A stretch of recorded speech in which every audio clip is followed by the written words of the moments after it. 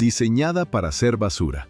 Ese era el propósito original del subfusil M3, un objeto de un solo uso. ¿Por qué el ejército de Estados Unidos entregaría a sus tropas un arma que parecía chatarra?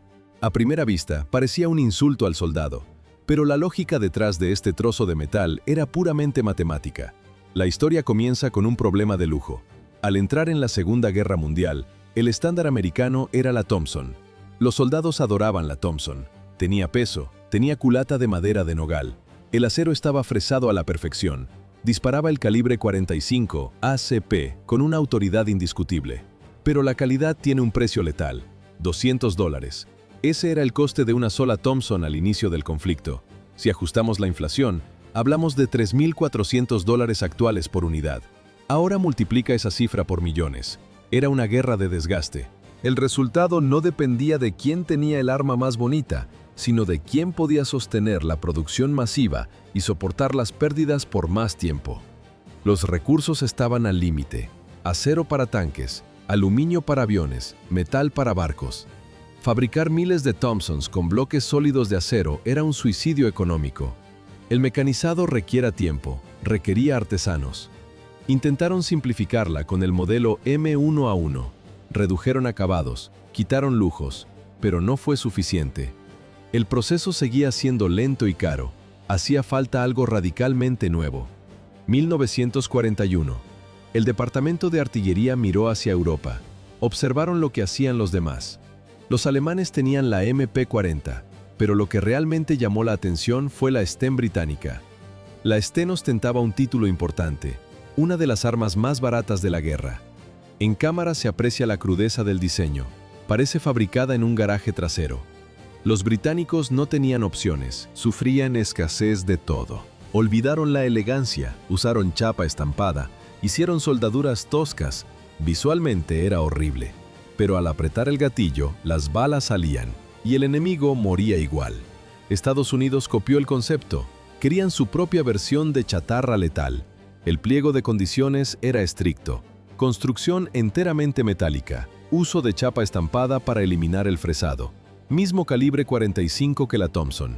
Debía disparar 500 rondas por minuto y debía acertar el 90% de los disparos en un blanco de 6 por 6 pies a 50 yardas. Sobre el papel debía funcionar igual que la Thompson. La fiabilidad era teórica.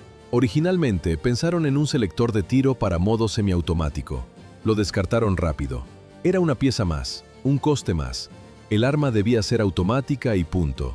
Aquí surge un detalle operativo interesante. Desarrollaron kits de conversión al calibre 9 milímetros. El plan era lanzar estas armas en paracaídas sobre la Europa ocupada. La resistencia francesa o belga las recibiría. Podrían usar la munición capturada a los alemanes. Se fabricaron 1000 unidades en este calibre y 500 kits de conversión. Incluso crearon adaptadores para usar los cargadores de la Sten británica. Pero hubo un error de cálculo. Las miras estaban soldadas y ajustadas para la balística del calibre 45. Cuando disparaban 9 milímetros, el impacto variaba. Los combatientes de la resistencia apuntaban al pecho y daban al aire. Las balas pasaban muy por encima del objetivo. Sin embargo, la filosofía central del arma era lo más impactante. Era desechable. No había planes de mantenimiento a largo plazo. La idea era usarla hasta que se rompiera. Luego, el soldado la tiraría a la cuneta y agarraría otra nueva de la caja. Los primeros prototipos, llamados T-20, sorprendieron a todos. En las pruebas de precisión, lograron 97 aciertos de 100. Dispararon 5000 rondas. Solo hubo 2 fallos de alimentación. Parecía un éxito rotundo de la ingeniería barata. A primera vista, un triunfo, pero en realidad escondía una trampa mortal. El fallo estaba en el cargador. Copiaron el diseño de la Sten. Doble columna de balas, pero con una salida de alimentación simple. Esto generaba una fricción inmensa. Se escucha el sonido metálico del resorte forzado. Cargar los últimos cartuchos era una tortura física. El dedo del soldado sangraba antes de llenar el cargador. Y lo peor no era el dolor, era la suciedad. El diseño era mucho más sensible al barro y al polvo que los cargadores de la Thompson. Un poco de arena y el arma se convertía en un pisapapeles. Los informes de las pruebas señalaron el defecto. Advirtieron sobre los atascos, pero la burocracia de la guerra tiene sus propios tiempos. Rediseñar el cargador significaba detener la línea de montaje. Retrasar la producción era inaceptable para los generales que miraban mapas en oficinas seguras. Decidieron ignorar el problema. Priorizaron la velocidad de fabricación sobre la fiabilidad en combate. Los que nunca pisarían el campo de batalla tomaron la decisión por los que se jugarían la vida. Así, con un defecto conocido y fatal, la M3 entró en producción masiva. Diciembre de 1942. El ejército de Estados Unidos adopta oficialmente el subfusil M3. En ese momento nace una leyenda de metal barato. ¿Era una obra maestra de la ingeniería? No, era una herramienta desechable diseñada para ser fabricada en masa. Antes del M3 existió el M2. Fue un proyecto fugaz, entró en servicio, no se fabricó a gran escala y desapareció de los registros. Hoy es solo una nota al pie de página que nadie recuerda. El Thompson era el modelo M1, el M2 fue un fantasma y el M3 se convirtió en el arma que realmente importaba. Su construcción era rudimentaria. El cuerpo del arma se fabricaba con chapa de acero de 1.5 milímetros de espesor, 2 mitades de metal estampadas y luego soldadas. Una costura recorría toda la circunferencia del arma. Solo el cañón, el cerrojo y el mecanismo de disparo requerían un mecanizado de precisión. El resto eran piezas prensadas y soldaduras por puntos. El guardamonte no era más que una pequeña pestaña de metal doblado. En las imágenes de archivo se observa, las soldaduras son toscas y funcionales. No buscaban estética, solo que el arma no se desarmara en las manos del soldado. El cañón se fabricaba mediante forjado en frío. Era la misma técnica que usaban los británicos para su subfusil Sten. ¿Cuánto costaba fabricar un M3? El precio por unidad era de $21. En moneda actual, eso equivale a unos $273. Algunas fuentes aseguran que el costo bajó incluso a $15 por unidad. Era una fracción de lo que costaba un Thompson. No era un arma de lujo, era un producto de consumo masivo. A primera vista, parece una herramienta de taller, pero en realidad es un arma letal. Su aspecto le ganó el apodo de Grease Gun o pistola de engrase. Si pones el arma junto a la herramienta de un mecánico, el parecido es total. Los soldados también la llamaron la pesadilla del fontanero o la decoradora de pasteles. Solo el nombre de Grease Gun sobrevivió al tiempo. El ritmo de disparo era inusual. El M3 disparaba entre 350 y 450 balas por minuto. Era uno de los ritmos más lentos de toda la Segunda Guerra Mundial. La mayoría de los subfusiles disparaban a 700 u 800 rondas por minuto. Sin embargo, esta lentitud tenía una ventaja técnica. El control del disparo era sumamente fácil. Un tirador experimentado podía efectuar disparos únicos o ráfagas cortas de 2 balas sin esfuerzo. Todo esto manejando el potente calibre .45. Su alcance efectivo se fijó en 90 metros, aunque en combate real el límite eran los 45 metros. El sistema de seguridad era primitivo. Consistía en una tapa abatible sobre la ventana de expulsión. Si la tapa estaba cerrada, bloqueaba el cerrojo y el arma no disparaba. Pero este diseño tenía un fallo crítico. La tapa se doblaba con cualquier golpe. Si el arma caía al suelo, el seguro dejaba de funcionar. Pero esto era solo el principio. Los ingenieros decidieron simplificar el arma todavía más. Los primeros modelos tenían una palanca de carga en el lateral derecho para armar el cerrojo. Era de un material tan barato que se rompía constantemente en el frente. ¿Cuál fue la solución? Quitaron la palanca por completo. En el nuevo diseño se ve un simple hueco mecanizado en la parte delantera del cerrojo. El soldado debía meter el dedo en el agujero y tirar del bloque hacia atrás manualmente. Una solución lógica en el papel, pero un desastre en la práctica. Era casi imposible de operar con manos llenas de barro, sangre o después de disparar varios cargadores cuando el metal quemaba la piel. ¿Por qué se diseñó de forma tan precaria? La idea original era que el M3 fuera un arma desechable, pero el mando militar cambió de opinión a mitad del proceso. Cuando las armas llegaron a las líneas de combate, no había piezas de repuesto. No había herramientas específicas. Los soldados tenían un arma barata que se rompía y nadie podía repararla. Solo en 1944 se empezaron a improvisar soluciones para mantener los M3 operativos. La culata seguía la misma lógica de ahorro. Era un alambre de acero telescópico que se podía acortar. Esto la hacía ideal para tripulantes de tanques y unidades de apoyo. Las miras eran igual de básicas. La trasera era una chapa doblada a 90 grados soldada al receptor. La delantera era una simple hoja de metal. Ambas estaban fijas y calibradas para 100 yardas. En las versiones iniciales, las miras eran frágiles, se doblaban al engancharse con el uniforme o al recibir el más mínimo impacto. Los eventos se aceleraron y el M3 terminó inundando los campos de batalla.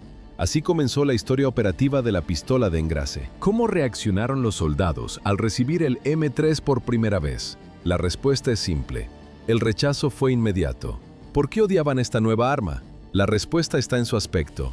El M3 parecía un juguete barato de hojalata. Su construcción era tosca y primitiva. A primera vista, un arma de élite. Pero en realidad, chapa estampada y soldaduras rápidas. La comparación era inevitable. El Thompson era una pieza de ingeniería pesada y elegante. El M3 era un tubo de metal que recordaba a una herramienta de taller. Por eso lo llamaron Grease Gun o pistola de engrase. El debut en combate ocurrió el 6 de junio de 1944.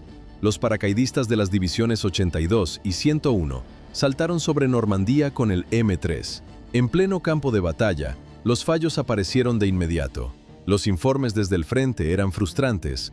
Los soldados perdían el cargador por accidente. El botón de liberación se accionaba con cualquier roce. Los ingenieros tuvieron que añadir un protector de metal para evitarlo. También reforzaron la culata y modificaron el eyector. Pero había un problema más grave y peligroso: el riesgo de disparo accidental por caída. El diseño tenía un fallo crítico de seguridad. La cámara registra: un soldado suelta el arma sobre una superficie dura. Si la tapa de polvo se abría por el impacto, el cerrojo retrocedía por la inercia. No llegaba a engancharse en el fiador. Los resortes lo empujaban hacia adelante con fuerza. El percutor estaba fijo en el cerrojo. Al avanzar, arrastraba un cartucho y lo disparaba. El arma abría fuego sin que nadie apretara el gatillo.